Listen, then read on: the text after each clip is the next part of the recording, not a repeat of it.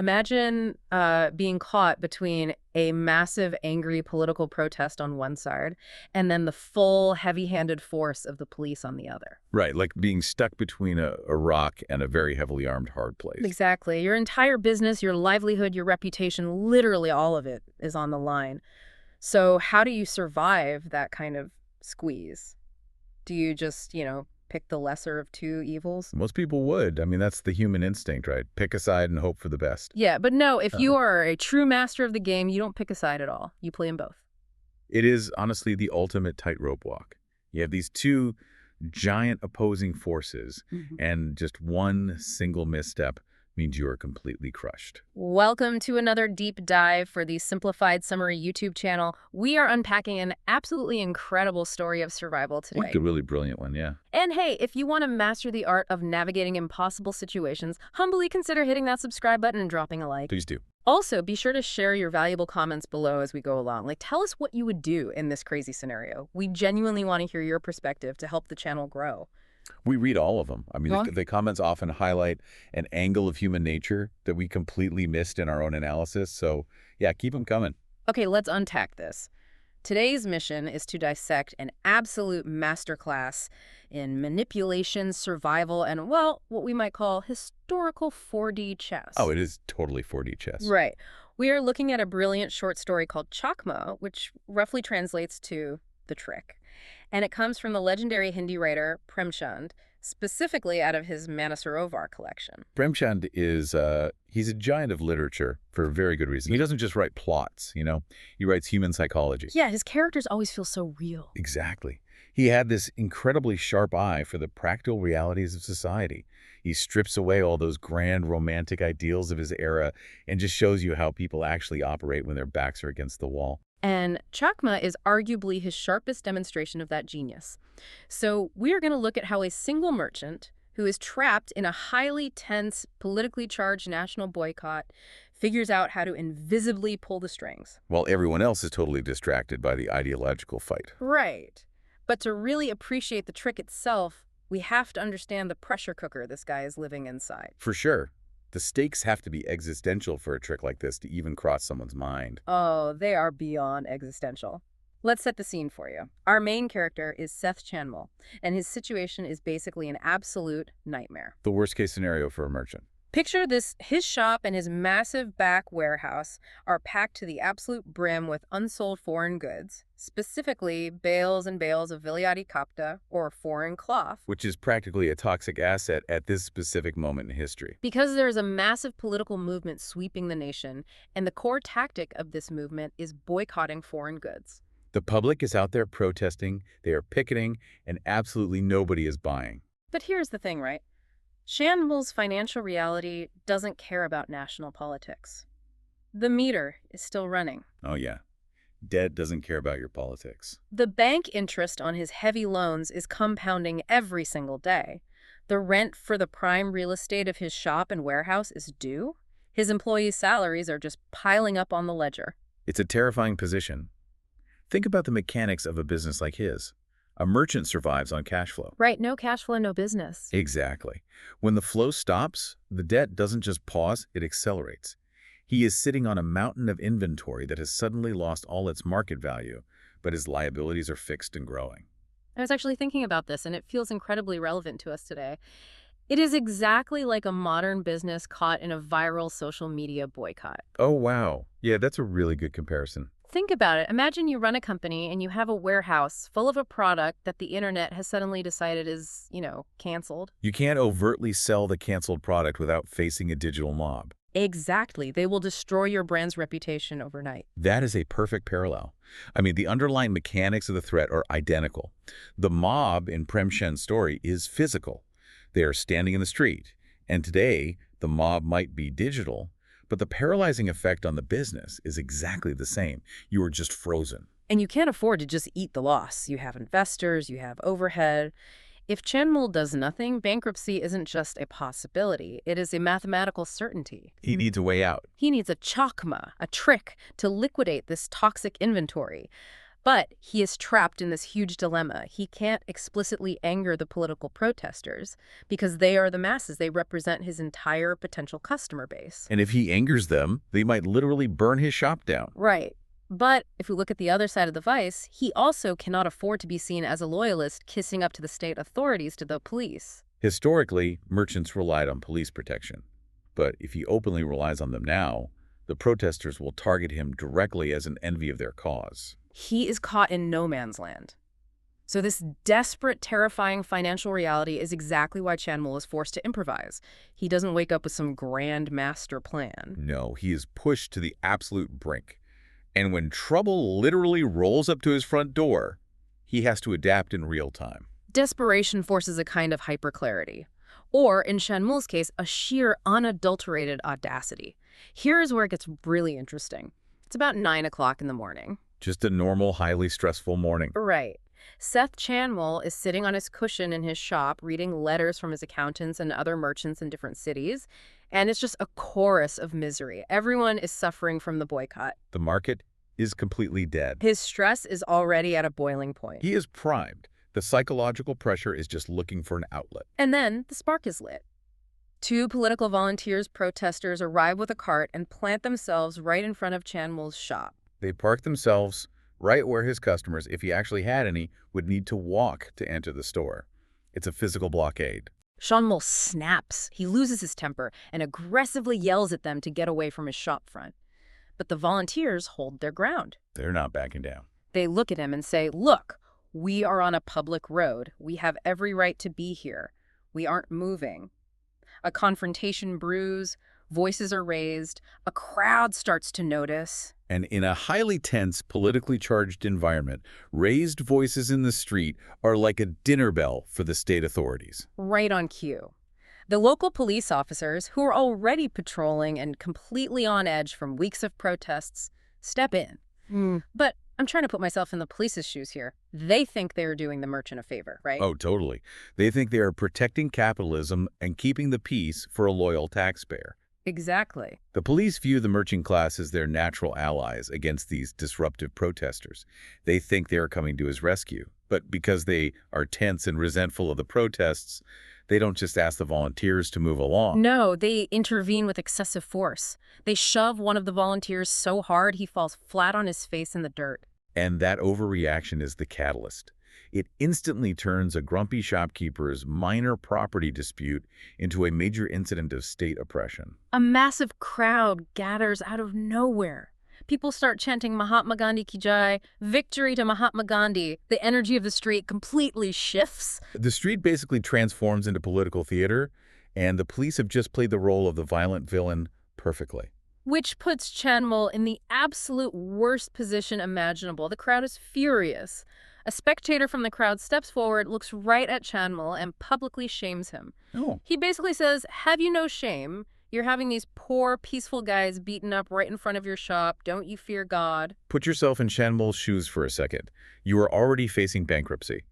Now, a mob is turning its collective rage directly at you, associating you with police brutality. This is the exact moment his entire livelihood could go up in flames. He has a split second to make a choice. Does he double down, stand behind the police who are trying to help him, and face the wrath of the mob? Or does he cut his losses? What he actually does is execute what might be the most brilliant pivot in literary history. He looks at the angry crowd, looks at the spectator, and loudly, for everyone on the street to hear, violently denies asking the police for help. He just completely flips the script. He swears on it. He points at the cops and says, "I never told them to attack these men." What is fascinating here is the sheer psychological agility. In a fraction of a second, he reads the shifting dynamics of power. Yeah, he reads the room perfectly. He sees the overwhelming force of the mob, he feels the political current, and he instantly, without any hesitation, throws the police under the bus. The police are absolutely stunned. I mean, they are standing there having just committed an act of public violence on his behalf, and he is entirely disowning them. One of the constables argues back, looking incredibly confused. He says, "Wait a minute. You explicitly told us these volunteers were harassing your customers. You complained to us." You can feel the betrayal. The police thought they were doing their job, keeping the peace for the merchant, and now they are completely isolated, painted as unprovoked thugs. But Chandmal does not back down an inch. He boldly counters the police officer in front of the massive chanting crowd. He points a finger at the constable and calls his claim, a 16 annis, a lie. That is such a great historical detail. For context, back then, 16 annas made up one full, complete rupee. So he's loudly proclaiming to the crowd that the police's statement is a 100% complete and total fabrication. It is such a visceral way to deny something, a 16 annis, a lie. He insists to the crowd, playing the humble shopkeeper, I just want to sell my goods, I don't want any conflict with anyone. The police attack them completely unprovoked. Let's look at the mechanics of what he just accomplished. By deliberately sparking the fire with his initial yelling, but then immediately retreating and playing the victim of police overreach, he completely rewrites the narrative of the morning. He weaponizes the crowd's pre-existing bias against the police. Exactly. He casts himself not as the grumpy capitalist hoarding foreign goods, but as a neutral, innocent victim just trying to survive while the state acts tyrannically. It works perfectly on the crowd. They absorb him into their narrative. But diffusing the mob is only half the battle. Because now Chandmal has deeply embarrassed the police, and the state doesn't just let that kind of public humiliation go. Oh, definitely not. Which brings us to a much more dangerous phase of this standoff, the interrogation. Because the police cannot just walk away from a chanting mob and a public humiliation. They have to assert dominance, or they lose control of the district. Exactly. The situation spirals. A local Congress leader arrives to support the volunteers, which gives the crowd even more energy. And then, a police inspector, a higher-ranking official, arrives to take charge of the chaos. There's a massive heated debate in the street. Eventually, to save face and reassert state authority, the police arrest the two volunteers and haul them off to the station. But an arrest in a bureaucratic system requires charges. And charges require evidence, or at the very least, a formal testimony from a victim. Right. And who is the supposed victim of this disruption? Seth Chandmal. So later on, the police inspector approaches Chandmal privately. And he isn't asking for a favor, he has a demand. He tells Chandmal, you need to come to court and testify that these volunteers were disrupting your trade and harassing your customers. Without your testimony as the injured party, we have no legal case against them. The inspector fully expects compliance. He expects the merchant to fall in line because, historically, the merchants and the police have a symbiotic relationship. But Chandmal flat out refuses. He looks the inspector in the eye and says, no, I won't do it. This is where the tension truly peaks. The inspector is furious, and he has the entire weight of the state apparatus behind him. He unleashes a torrent of bureaucratic threats, aiming to completely dismantle Chandmal's life, his business, and his standing in the community. Let's analyze these threats, because they aren't just random angry words. They are incredibly specific and designed to destroy a man in this era. First, he threatens to strip Chandmal of his prestigious title as a treasurer of the Aman Sabha, which was a loyalist peace committee. Let's explain why that matters. Being the treasurer of a loyalist committee isn't just a fancy title. It is a shield. It's political armor. Right. It signals to everyone, including lower-level bureaucrats and tax collectors, that you are a friend of the state. It protects your business from harassment. Losing that title is a massive blow to his operational security. Then the inspector threatens to revoke his gun license. Again, this is about more than just personal safety. A gun license in this period was a rare privilege. It was an immense symbol of power, wealth, and status. Taking it away is a deliberate public emasculation.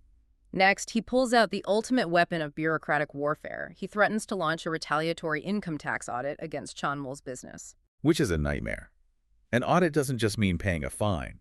It means the state seizes your ledgers, they freeze your operations, they expose your trade secrets. For a merchant already teetering on the edge of bankruptcy due to the boycott, an audit is the final nail in the coffin. And if that wasn't enough, the inspector delivers the ultimate insult to a proud, wealthy man. He promises to ensure Chandmal is never given a chair at official government functions ever again. He will be forced to stand, publicly humiliated, while his peers sit comfortably. Wow. We have to understand the mechanics of social capital here.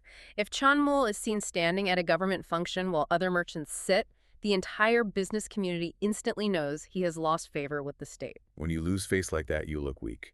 And when a merchant looks weak, his creditors panic. They call in his debts. His credit line dries up instantly. That threat is lethal. Okay, I have to push back here. Knowing all of that, isn't Chandmal taking an absolutely insane risk? Why on earth would he antagonize the police inspector who holds actual, tangible state power over his survival? It seems crazy, I know. He could lose his business to an audit faster than he could to the boycott. This feels completely reckless. He's daring the state to destroy him. It does seem suicidal at first glance. Yeah. But Chandmal is playing a much deeper game. We need to look at this like a high-stakes poker match. Chandmal is staring across the table, and he has realized something crucial. The inspector has a massive tell. A tell. Yes. Chandmal has calculated the odds and realized that the inspector is, fundamentally, bluffing from a position of immediate weakness. Weakness. The guy just threatened to audit him into oblivion and destroy his social standing. How is he weak? Think about the immediate pressing context for the police. They just violently arrested two peaceful, popular protesters in broad daylight in front of a massive angry crowd during a national movement. Right. Without Chandmal's official testimony validating that arrest, the police action looks like unprovoked tyrannical state terror. If they don't secure his testimony, the inspector looks incompetent to his British superiors, and he risks inciting a full-scale riot in his district. Oh my goodness, I see it now. The inspector needs Chandmal's testimony more than Chandmal needs the inspector's favor in this exact specific moment in time. Precisely. The power dynamic is an illusion. Chandmal holds the only key to validating the state's violence, and Chandmal knows it. So how does Chandmal react to these terrifying, life-ruining threats?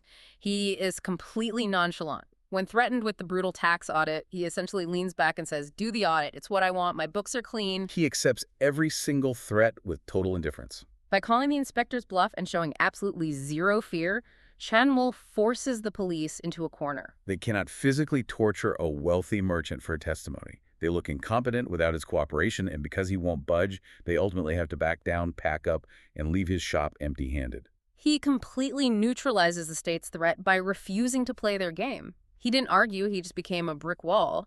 And by successfully stonewalling the police, Chandmal sets up his ultimate endgame. This is where we see the actual Chakma, the Masterstroke. This is the payoff for all that terrifying risk he just absorbed. So after the angry police inspector storms out, Chandmal is finally alone in his shop with his munim, his chief accountant. And Chandmal is not stressed, he is bragging, he is incredibly proud of himself. He earned it. He leans over and quotes a famous proverb to the munim pole, "The snake died and the stick didn't break." It is a classic proverb, perfectly deployed. It means achieving your ultimate goal, eliminating the deadly threat, the snake, without suffering any damage to your own resources or tools, the stick. So what was the goal? How does this proverb apply to his massive warehouse of toxic assets? Here is the incredible payoff. Because Chandmal publicly, loudly defended the volunteers against the police in the street, and because he then flat out refused to testify for the state behind closed doors, the protesters and the political volunteers now view him in a completely different light. He is no longer the greedy capitalist hoarding foreign goods. He has shed that skin entirely. Completely. To them, he is a secret ally. He is a local hero of their cause who stood up to police brutality, stared down an inspector, and refused to bow to state pressure. He has bought their complete, unquestioning goodwill and trust. What he has done is essentially the jujitsu of power. He used the momentum of two rigid opposing ideological forces, the state and the protesters, against each other. He manufactured a crisis, played the victim, and emerged as a political martyr in the eyes of the very people who were previously destroying his business with their boycott. And now comes the final move, the most brilliantly cynical part of the story. With the protesters no longer suspicious of him, with them actively viewing his shop as a friendly, allied space in their movement, Chandmal gives his munim a final, breathtaking order. This is where the 4D chess really reveals itself.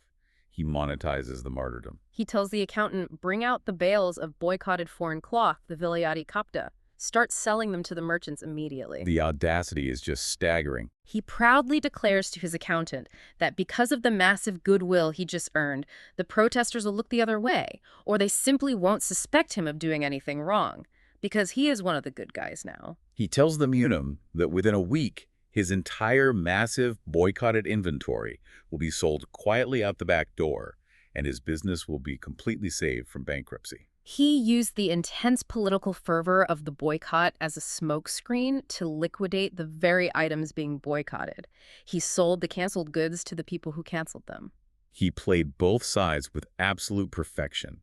He gave the police an excuse to assert their authority initially. Then he instantly pivoted to become the victim for the angry crowd. Then he defied the police in private to cement his status as a hero, and he did it all so he could quietly, profitably clear his ledgers. It really forces you to rethink the nature of these grand ideological conflicts.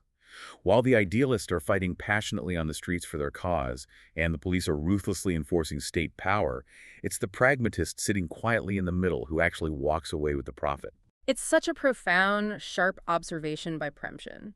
The story isn't taking a side. It's not saying the British authorities are right or the Congress protesters are right. It's just impartially reporting on human nature. It's showing us that in the middle of these massive, rigid political binaries, where everyone is screaming at each other, there is always someone figuring out how to quietly work the system. It strips away the romance of the protest and the imposing authority of the state, leaving only the cold, hard reality of survival and commerce. Chandmal isn't exactly a hero. He lied, manipulated, and profited off a movement he didn't care about. But he isn't exactly a traditional villain either. He is just surviving the only way he knows how when the walls are closing in. So let's summarize the sheer brilliance of Seth Chandmal's strategy for you, our listeners. This man was staring down the barrel of total financial ruin, trapped with a warehouse full of unsellable goods and mounting debts. Instead of panicking or pleading, he manipulated the state police into making a public mistake. He then used that exact mistake to gain the blind, unwavering trust of the righteous protesters. And finally, he used their ongoing conflict as an invisible shield to quietly liquidate his inventory and save his empire. He turned an existential crisis into a massive opportunity by understanding exactly what motivated both the police and the protesters. He gave them exactly the narrative they wanted to believe, right up to the exact point where it served his bottom line. It is truly a masterclass in reading a room, finding the leverage, and completely flipping a script. And that brings us to the end of today's deep dive. For everyone listening on the Simplified Summary YouTube channel, please remember to hit that subscribe button. And drop a like on this video. Yes, and head down to the comments right now. We want to know, what do you think of Chandmal's morality? Was he justified in doing whatever it took to survive, or was his trick just a little too cynical for you? Let us know. I really look forward to reading those comments. The debate over the ethics of survival when the rules are rigged is always a really rich one. To leave you with a final thought to mull over, we started this deep dive by asking how you survive when you are caught between an angry protest and an armed police force with everything you own on the line. And we saw Chandmal survive by invisibly pulling the strings of both. But it raises a deeply provocative question for our own modern times, especially when you look at social media. Exactly. In a world driven by fierce ideological battles, constant outrage, and rigid sides, is the ultimate victor usually the one with the strongest, most righteous morals?